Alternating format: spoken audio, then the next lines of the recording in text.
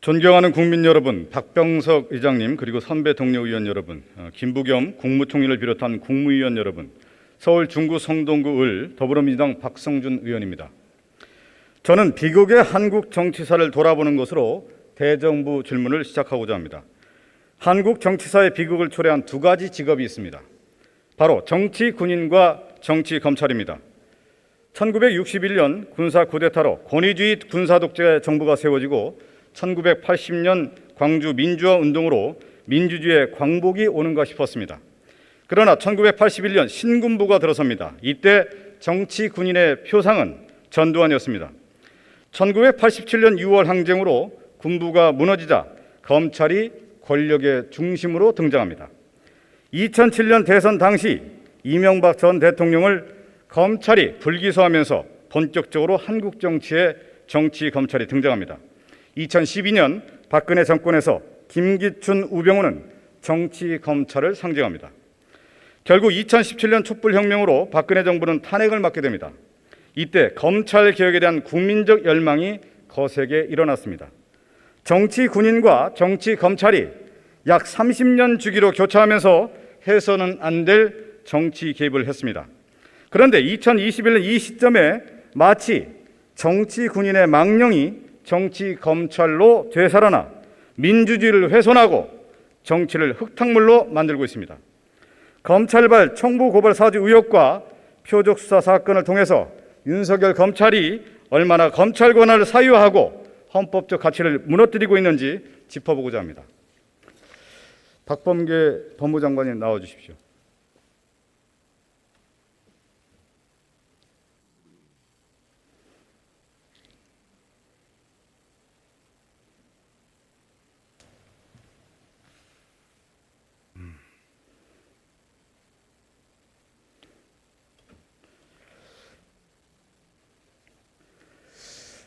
장관님, 김영삼 전 대통령을 잘 아시죠?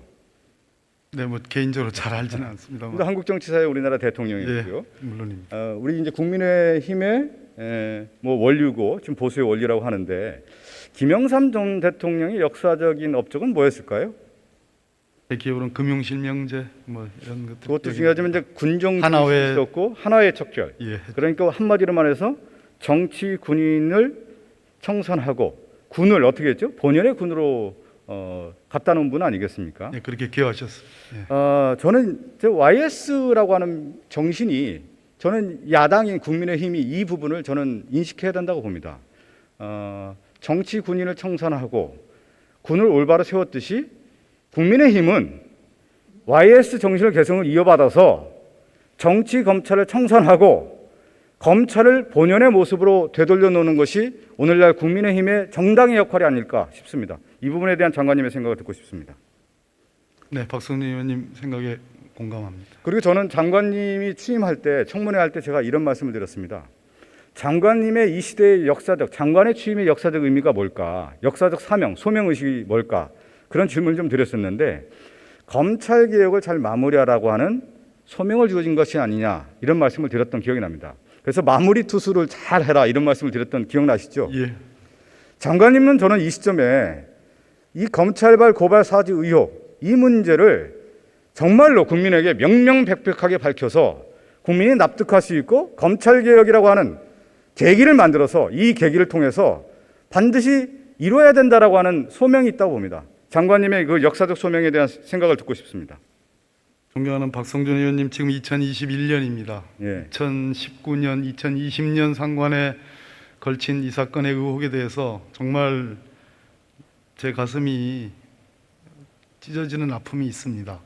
우리 검찰이 많이 변화하려고 노력하고 있고 제가 전국 일선에 다녀보면서 조직 문화가 많이 개선되고 있다는 것을 알고 있고 사법 통제와 인권 보호의 보루로서의 역할을 하려고 하는 많은 검사들이 있습니다. 그런 측면에서 송구스럽기도 하고 이참에 정말 다시 한번 복귀를 해서 검찰 개혁에 제대로 된 어떤 취지를 되살려야 되지 않을까 그런 생각도 해봅니다. 이 한국 정치를 되돌아보면요, 제왕적 대통령이라는 말을 많이 썼습니다. 근데 제왕이 성립되기 위한 것은 두 가지 조건이 성립될 때 제왕이라는 말을 씁니다. 하나가 뭐냐면 자신의 권한을 행사하는데 제약이 없을 때가 필요 조건이고요. 또 하나가 뭐냐면 임기가 없을 때 제왕이라는 조건을 씁니다. 우리가. 그러면 우리나라 대통령제는 엄격하게 권력 분립이 되어 있는 상태고 임기가 제한이 되어 있기 때문에 제왕적 대통령제가 성립되지 않는다는 말씀을 좀 드리면서, 그렇지만 한국에서는 제왕적 조직은 있다. 그 제왕적 조직을 뭐라고 보십니까? 네, 말씀하십시오. 제왕적 조직이라고 하는 것은 제가 말씀드린 것처럼 권한의 행사에 제약이 없을 때 수사권과 기소권을 가지고 언제든지 수사할 수 있는 권한을 가졌다. 이 부분이고요. 조직이라는 측면에 봤을 때는 임기, 제한이 없다라는 거예요. 그것이 오늘날의 검찰 조직이 아니겠느냐. 그렇기 때문에 민주주의 원리에서 가장 중요한 문제는 권력을 분산해서 실질적으로 권력을 사유하지 않도록 만드는 것이 민주주의의 기본 원리인데, 오늘날 검찰 조직은 너무나 권한이 집중됐기 때문에 이러한 검찰발 사주 의혹과 같은 문제가 나올 수밖에 없었던 거 아니냐. 액튼경이라고 하는 유명한 분이 있죠. 절대 권력은 절대 불패한다. 그래서 민주주의의 기본 원리는 절대 권력을 주지 않는다는 거예요. 지금 우리나라에서 절대 권력을 행사할 수 있는 조직은 어디라고 보십니까? 왜 국민들이 많은 검찰 개혁을 외칠까요? 장관님의 생각을 듣고 싶습니다. 공수처의 설치, 또 검경 수사권의 조정, 또 조직문화의 일부 개선 등을 통해서 검찰권이 상당히 분산된 것도 사실입니다. 그러나 이번 사태를 보면서 우리가 더 짚어봐야 될 대목들이 있지 않는가 하는 생각이 들고, 의원님의 지적에 대해서 상당 부분 공감합니다. 예. 제가 PPT를 준비한 화면을 좀 볼까요? 지금 화면에 윤석열, 손준성, 정점식 의원, 또 김웅 의원이 등장하는데, 이분들의 공통적인 특징은 검찰이죠. 검사 출신 아니겠습니까? 그리고 이번에 검찰발 청부 고발 사주 의혹의 중심 인물로 이제 등장하게 되는 건데, 과거에요, 우리가 정치 검찰이라는 용어를 썼을 때는 뭐였냐면, 검찰이 정치권에 줄을 대서 자신의 이익이라든가 안위를 보장받기 위해서 하는 행위, 이런 경우를 이제 정치 검찰이라고 하는 표현을 썼는데, 이때는 뭐냐면 정치권의 종속 변수로서의 정치 검찰을 썼습니다. 근데 이 사건은 어떤 특징을 갖고 있냐면, 스스로 검사들이 사법적인 권한을 가지고 주체가 돼서 정치를 하고 공작에 이르기까지 하는 그런 모습을 갖고 있는 의혹적입니다. 그래서 과거의 정치 검찰은 객체였다면, 이번에 정치 검찰은 뭐냐면 스스로 정치를 해서 야당에게 고발장을 건네서 정치 개입을 하려고 하고 선거 공작을 하려고 하는 그런 의혹이 제기되고 있기 때문에 주체로서 등장하고 있다. 과거의 정치 검찰과 지금 이 시점의 정치 검찰의 개념 자체가 다르다. 저는 이렇게 보고 있습니다. 장관님 어떻게 보십니까? 반드시 규명해야 될 지점이 당연하죠. 그래서 이 정치 검찰이라는 개념도 바뀌고 있다는 거죠. 정치 검찰도 진화했습니다. 지금 상태를 보면요. 지금 정점식 의원이 당시에 총선 당시에 미래통합당 법률지원단장, 자문단장 이렇게 얘기 나오는데, 이거는 계속 나오는 얘기 아니겠습니까? 한겨레 21일에 저희가 자료를 했는데, 손준성 검사가 고발장을 해서 김웅 의원에게 전달했고, 이것을 정점식 당시 미래통합당 법률지원단장, 그리고 미래통합당 당무감사실장, 조상규 변호사가 접수를 해서 고발장을 제출한 거 아닙니까? 근데 정점식 의원은 어떤 얘기를 했냐면, 해당 문서를 본 적이 없고 실제 고발이 이루어지지 않았다, 이렇게 주장을 했지만, 당시 당무감사실장은 어떤 거였냐면 정점식 의원에게 받았다라고 얘기를 하고 있습니다. 이 얘기 알고 계시죠? 보도에 나온 내용입니다. 보도상으로는 지금 얘기가 그대로 나오고 있습니다. 그리고 고발이 이루어지지 않았다고 했지만 2020년 4월 3일, 8일 이 고발장 접수 시점과 최강욱 의원과 관련된 고발장 접수는 4개월 된 이후에 고발장이 접수가 됩니다. 메커니즘이 작동했던 것이죠. 이 부분 분명하게 밝혀야 된다는 말씀드리겠습니다. 그러니까 정점식 의원이 당시에 어떤 일을 했고 그 당시에 어떤 역할을 했는지가 저는 이 수사에 또 관련된 부분, 조사에 관련된 부분도 매우 중요하다. 이건 뭐냐면 야당의 법률지원단장이 검찰과 유착관계가 있었냐에 대한 부분을 밝히는 데 매우 중요하다는 겁니다. 장관님, 이 부분에 대해서 소상하게 조사할 용의가 있으십니까? 네, 물론입니다. 예, 규명돼야 될 아주 중요한 지점입니다. 그리고 이 사건의 핵심은 손준성 검사입니다. 손준성 검사는 수사정보정책관 자리에 있었는데, 앞서도 많은 의원들이 얘기했더군요. 수사정보정책관은 대검 차장을 보좌하지만 총장에게 직부하는 체제로 운영되어 왔기 때문에 총장의 눈과 귀로 불려왔다. 그리고 윤석열 징계 결정문에 등장하는 내용을 보면 징계 사유로 적시된 재판부 동향 파악, 즉 판사 사찰 문건을 손준성 당시 수사정보정책관이 작성한 것으로 나타나고 있습니다. 손준성 검사가 개인의 일탈 행위로 고발장을 접수해서 야당에게 던져줄 수 있을까요? 어떻게 보십니까? 검찰 조직에서 있을 수 있는 일입니까?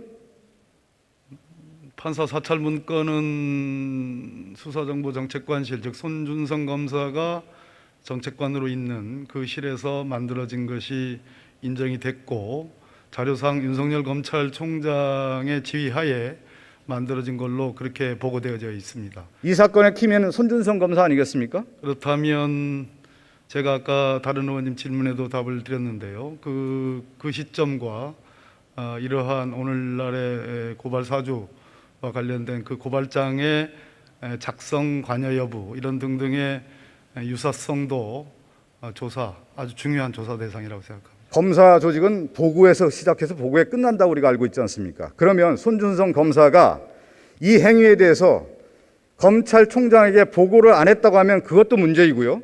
보고했었을 경우에는 그 부분에 대한 것들이 얼마나 이 검사의 조직 자체가 정치검찰로 비화됐는지 악화됐는지를 여실히 드러날 수 있는 문제이기 때문에 손준성 검사에 대한 수사는 명명백백하게 조사가 이루어진다고 봅니다. 그래서 저는 검찰개혁위원회에서 활동했던 내용들을 보면요, 검찰의 정보 조직에 대한 이 부분을 어떻게 할 건가에 대한 개혁에 대한 논의도 있었습니다. 추후에 이 검찰의 조직, 정보 조직과 관련된 부분을 개혁할 방안이 있으십니까?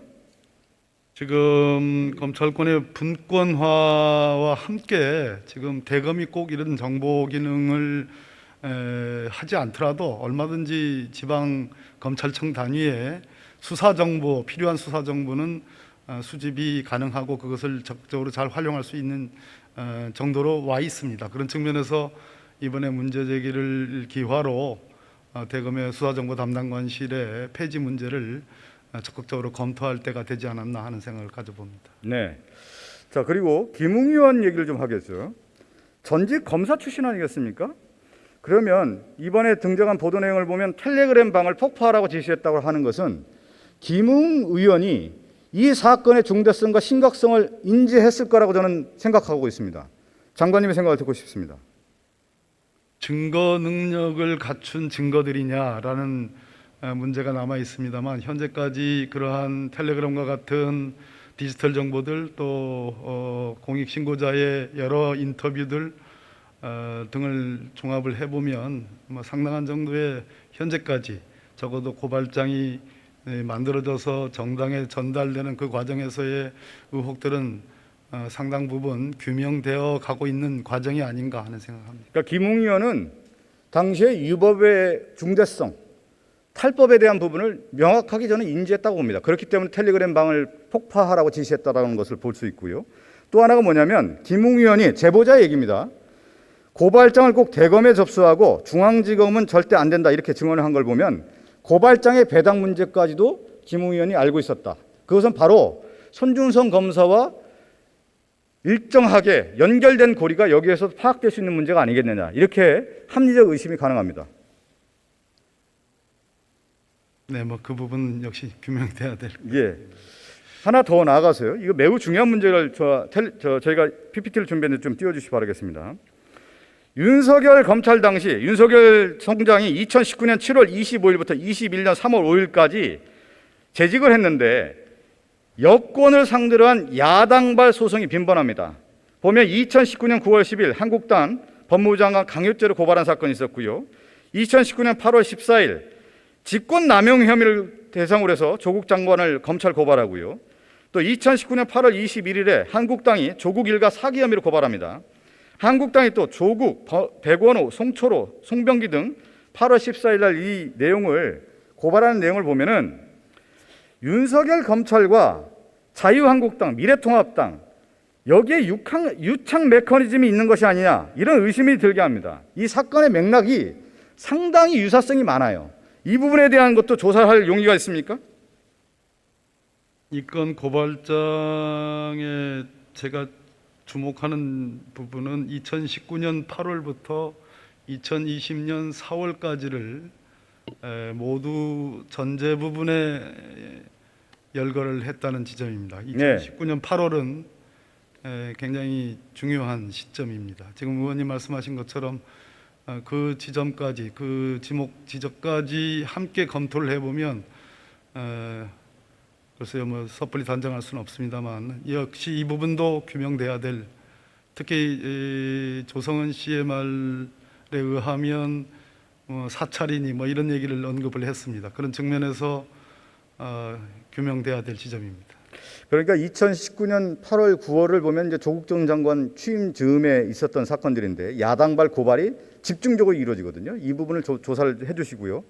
또 하나는 뭐냐면 하나 제안을 드리고 싶으면 이 검찰 조직과 관련된 개혁에 대한 얘기가 나오는데 자치경찰제가 있듯이 자치검찰제에 대한 개혁 방안도 한번 논의해보는 것이 아니냐, 이런 전문가들의 의견들이 많이 나오고 있습니다.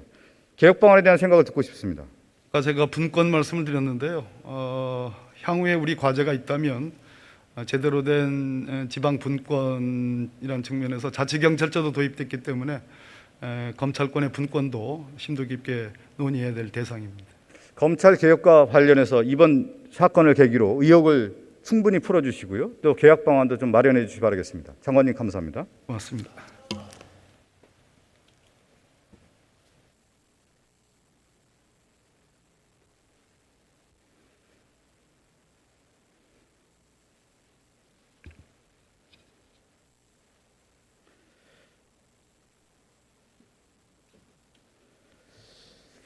(1987년과) (2017년은) 세상이 바뀌는 개벽의 상징이었습니다.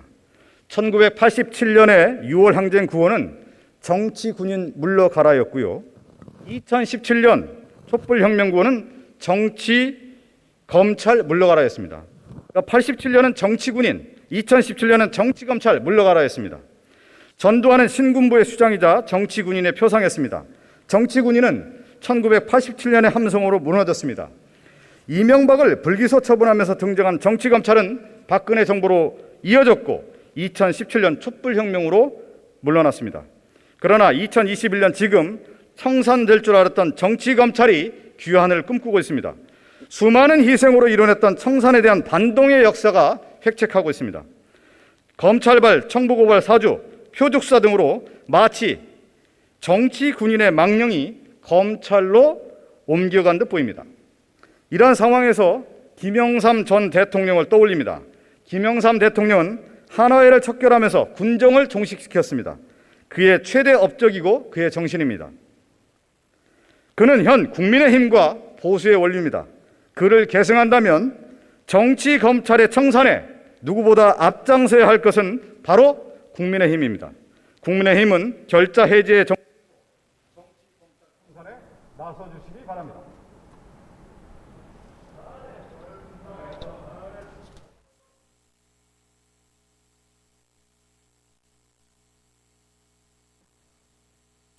예, 박성준 의원 수고하셨습니다. 다음은 전북 남원 임실 순창 출신의 이용호 의원 나오셔서 질문해 주시기 바랍니다.